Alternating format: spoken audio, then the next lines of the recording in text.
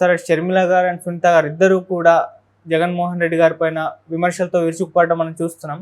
అయితే ఇప్పుడు జగన్మోహన్ రెడ్డి గారికి సపోర్ట్‌గా మన విమల రెడ్డి గారు కూడా రంగంలోకి దిగారట. అవినాష్ రెడ్డి గారిని సపోర్ట్ చేస్తూ ఈమె కూడా వీళ్ళపైన విమర్శలు చేస్తుంది. అంటే ప్రశాంతంగా ఉన్న పులివెందులని వీళ్ళు గందరగోళం చేస్తున్నారు అంటున్నారు. అసలు ఏంటి సార్ వీళ్ళ ఫ్యామిలీ గొడవ గురించి ఏం చెప్తారు? యాహ్! అదేమన్నా ఇప్పుడు పొలిటికల్‌గా నాకు తెలిసి ఫ్యామిలీలు ఇట్లా డైరెక్ట్‌గా రాజకీయాల్లో ఢీకొనింది మనకి చాలా చాలా తక్కువ తెలుగు రాష్ట్రాల్లో. హ్మ్. అంతకుముందు నందమూరి ఫ్యామిలీలు ఉన్నాయి గానీ, ఇట్లా వీధి గొడవల్లోకి రాలేదు. సో, వీళ్ళు ఇప్పుడు ఏమైందంటే షర్మిల ఎంటర్ అయ్యేసరికి మొత్తం పిక్చర్ మారిపోయింది. మొన్నటి వరకు షర్మిల తెలంగాణలో ఉండడం వల్ల ఒకవేళ అన్నా చెల్లెలకి మధ్య గొడవ ఉందని వార్తలొచ్చినా కూడా అది స్ట్రీట్ ఫైట్‌గా మారలేదు. అయితే ఇప్పుడు అది స్ట్రీట్ ఫైట్‌గా మారిపోయింది. ఇదొక కాంప్లెక్స్ ఇష్యూ. ఇది ఓన్లీ ఫ్యామిలీలో మాకేదో ఇవ్వలేదు అది ఇది అనే కాకుండా దీంట్లో వివేకానంద రెడ్డి హత్య కూడా ఇన్వాల్వ్ అయింది. రెండోది ఏంటంటే ఇక్కడ తెలుగుదేశం ఇన్వాల్వ్ అయింది, ఇటు కాంగ్రెస్ ఇన్వాల్వ్ అయింది. అంటే పొలిటికల్ పార్టీస్ కూడా ఇన్వాల్వ్ అయినాయి. ఓన్లీ ఫ్యామిలీకే సంబంధం లేదు, రాజకీయాలకు కూడా సంబంధం ఉంది. అదే ఆంధ్రప్రదేశ్ ప్రత్యేకత ఏంటంటే అక్కడ రాజకీయాలకు సంబంధం లేకుండా ఏది జరగదు. ఏ అంశమైనా రాజకీయాలకి సంబంధం ఉంటుంది. రాజకీయాలు ప్రతి అంశాన్ని రెండుగా మార్చేస్తారు వాళ్ళు. ఇద్దరు రెండు క్యాంప్స్ అయిపోతాయి దాని చుట్టూ. ఈ రెండు క్యాంప్స్ ఆ ఇష్యాన్ని అదేదంటారు పీకి పీకి పందిరేస్తారు. అది ఏ స్థాయికి కావాలో ఆ స్థాయికి లాగి దాన్ని గందరగోళం చేసి చించి దాన్ని వదిలిపెడతారనమాట. రెండు వైపులా కూడా మీడియా పవర్ఫుల్గా ఉంది. ఇంకా మీడియా కూడా రెండు వైపుల నుంచి దాన్ని పెద్ద పెద్దగా చేసేసి వదిలిపెడతారు. అలాగా ఇప్పుడు ఏమైందంటే లేటెస్ట్గా ఆల్రెడీ అక్కడ షర్మిలారెడ్డి, సునీతారెడ్డి వీళ్ళిద్దరూ జగన్ మీద వారు డిక్లేర్ చేశారు. జగన్ని డైరెక్ట్గా కొట్టలేక పులివెందుల అండ్ కడపలో ఫోకస్ చేశారు. ముఖ్యంగా కడపలో అవినాష్ రెడ్డికి ప్రత్యర్థిగా షర్మిలనే రంగంలోకి దిగడంతో ఒక్కసారిగా రాజకీయాలు వేడెక్కిపోయినాయి అక్కడ. ఆమె అంతకుముందంతా కూడా రాష్ట్రాన్ని భ్రష్టు పట్టించాడు జగన్, రాష్ట్ర ప్రయోజనాల కోసం నేను ఇక్కడికి వచ్చానని మాట్లాడింది.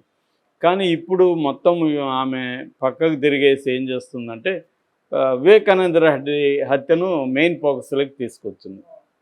సో వివేకానంద రెడ్డిని చంపిన హంతకుడని డైరెక్ట్గా చెప్పేస్తూ ఉంది ఆమె. నిజానికి ఆ కేసు కోర్టులో ఉంది.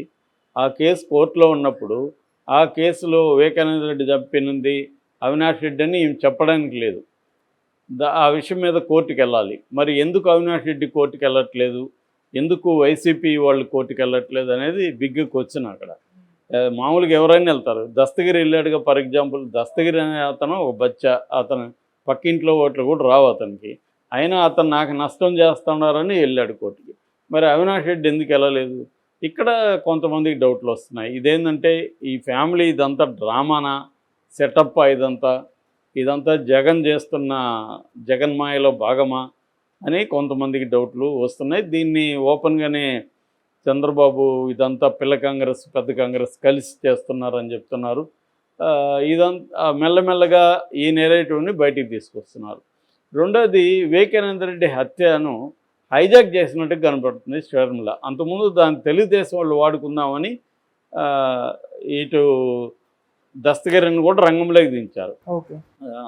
ఎందుకంటే జై భీమ్ పార్టీ అనే పేరుతో వచ్చినా కూడా అది తెలుగుదేశానికి సపోర్ట్గానే ఉంది ఆ పార్టీ ఆచరణ మనం కానీ గమనిస్తే. సో వాళ్ళు దాన్ని వాడుకుందామంటే షర్మిల వచ్చి దాన్ని హైజాక్ చేసింది. సునీత ఏమో తెలుగుదేశం వైపు వెళ్ళలేదు కదా, అందుకని షర్మిల వైపు నిలబడింది. సో ఇప్పుడు ఏమైపోయింది, షర్మిల వర్సెస్ అక్కడ అవినాష్ రెడ్డి, లేదా షర్మిల సునీత వర్సెస్ అవినాష్ రెడ్డి లేదా జగన్, అలాగా అయిపోయింది. పోలరైజ్ అయిపోయింది ఈ రెండు క్యాంప్స్ మధ్య. దానివల్ల తెలుగుదేశానికి ఏమన్నా మేలు జరుగుతుందా అనేది డౌట్ఫుల్ అయిపోయింది. అంటే వైసీపీకి వ్యతిరేకమైన ఓట్లనే ఎక్కువగా ఈమె లాగే అవకాశం ఉంది అనే ఒక నెరేటివ్ బలంగా వచ్చింది. అందుకని షర్మిలాకి డిస్టెంట్ అవ్వడం ఈ కూటమి మొదలుపెట్టారు. ఇది ముందే నరేంద్ర మోడీ అన్నాడు కూడా, కాంగ్రెస్లో చేరి ఇటు రెండు రాజకీయ పార్టీల్లో వీళ్ళు ఫ్యామిలీ మెంబర్స్ చేరి డ్రామాలు ఆడుతున్నారు అన్నట్టుగా ఆయన మాట్లాడారు.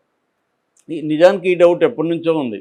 షర్మిల జగనన్న వదిలిన బాణమే, ఆయనే ఇప్పుడు తెప్పించుకున్నాడు.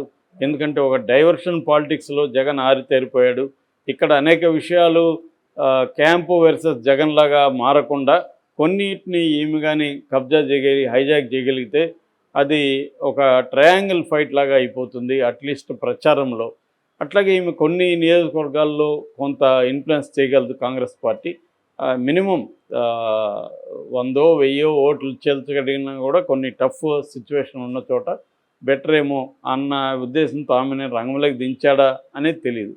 నిజంగా చాలామంది అనుకుంటున్నట్టు షర్మిల జగన్ మధ్య వార్ స్ట్రాంగ్గా ఉంటే విజయమ్మ ఎందుకు వెళ్ళిపోయింది అనేది ఒకటి, వాళ్ళిద్దరూ ఒకటే అయితే విజయమ్మ ఎందుకు వెళ్ళిపోయింది అనేది ఒకటి, ఇలా ఒక కన్ఫ్యూజ్ అయితే చేస్తున్నారు. ఎప్పుడైనా కూడా క్లారిటీని బ్రేక్ చేయడం కూడా ఒక స్ట్రాటజీ, కన్ఫ్యూజ్ చేయడం కూడా ఒక స్ట్రాటజీ అనమాట రాజకీయ నాయకులకి. సో అలాగా జగన్ కన్ఫ్యూజ్ చేయడానికి ఆమెను తీసుకొచ్చాడా షర్మిలని? ఈమె ట్రాప్లో సునీతారెడ్డి తెలియకుండా పడిందా? ఎందుకంటే సునీతారెడ్డికి ముందు నుంచి కూడా మా నాన్నని చంపిన హంతకుల్ని జగన్ కాపాడుతున్నాడని ఆరోపణ చేస్తుంది. ఆమె బిగినింగ్లో చంద్రబాబు వాళ్ళే మా నాన్నని చంపించారని చెప్పింది.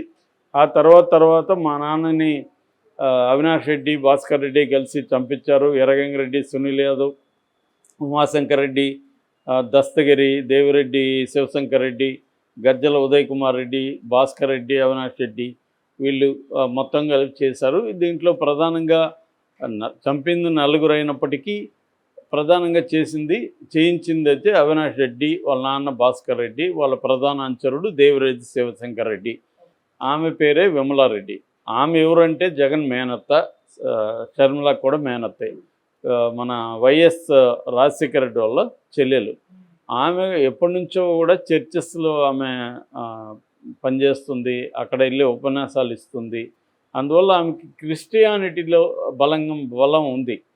సో జగన్ వ్యూహం ఏంటంటే ఈ బ్రదర్ అనిల్ కుమార్ తనకి యాంటీగా ప్రచారం చేస్తాడు కాబట్టి దాన్ని ఎదుర్కోవాలంటే విమలారెడ్డిని రంగంలోకి దించాలని అతను ఎప్పటి నుంచో దించాడు.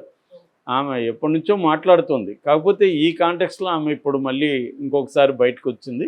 ఆమె ఏం చెప్తుందంటే ఆమె డైరెక్ట్గానే వీళ్ళిద్దరిని గద్దించి మాట్లాడుతుంది. ఎందుకంటే మేనత్ కాబట్టి వాళ్ళకి నోరు మూయండి అని వాళ్ళని గట్టిగానే మాట్లాడుతుంది. సో ఆమె ప్రధానంగా ఆరోపణలు ఏం చేస్తుందంటే వీళ్ళిద్దరూ జగన్ అధికారంలోకి వచ్చినాక అనేక పదవులు అడిగారు, వాళ్ళ ఫ్యామిలీకి అనేక ప్రాజెక్టులకి డబ్బులు అడిగారు, వాళ్ళకి అనుకూలమైన చట్ట వ్యతిరేక కార్యక్రమాలు చేయమని అడిగారు. జగన్ ముందు నుంచి చెప్పేశాడు, నా కుటుంబం అంతా మీరు ఎవరు రాకండి, నాకు ఇబ్బంది అవుతుంది, నేను అలా చేయలేను అని జగన్ చెప్పేశాడు. దాంతో వాళ్ళు కోపం పెంచుకొని ఇలాగో చేస్తున్నారు. రెండోది వివేకానంద రెడ్డి హత్యను ఆల్రెడీ చేసిన వాళ్ళు దొరికారు, వాళ్ళ మీద అతను బయటే ఉన్నాడు దస్తగిరి, దాని మీద పోరాటం చేయాలి. రెండోది సిబిఐ కోర్టులో ఉంది, సిబిఐ విచారణ, అది తేలే వరకు మనం దాని మీద మాట్లాడకూడదు. కానీ వీళ్ళు అవన్నీ మాట్లాడుతున్నారు. వివేకానంద రెడ్డి యాక్చువల్గా చనిపోయిన రోజు కూడా అవినాష్ రెడ్డికి అనుకూలంగా ప్రచారం చేసి వచ్చాడు అతను. సో అవినాష్ రెడ్డి బాగున్నాడు, జగన్కి బాగా ఉపయోగపడుతున్నాడు, ఇతను ఫర్దర్గా డెవలప్ చేసుకుంటే జగన్కి ఒక మంచి స్ట్రాంగ్ పిల్లర్ అవుతాడు అని వివేకానంద రెడ్డి కూడా గ్రహించాడు కాబట్టి చేశాడు. నాకు వివేకానంద రెడ్డి చాలా క్లోజు. సో వీళ్ళకంటే కూడా నాకు క్లోజు. ఈ అమ్మాయి సునీత 10 ఏళ్ళు అయింది వివేకానంద రెడ్డిని పట్టించుకొని మానేసింది. డబ్బులు కూడా చెక్ పవర్ కూడా తీసేశారు వాళ్ళు. మొత్తము వివేకానంద రెడ్డికి చాలా ఇబ్బందులు పెట్టారు. అలాంటి వాళ్ళు ఇప్పుడు వచ్చి ఆయన హత్యకు ప్రతీకారం తీర్చుకుంటామని అంటున్నారు.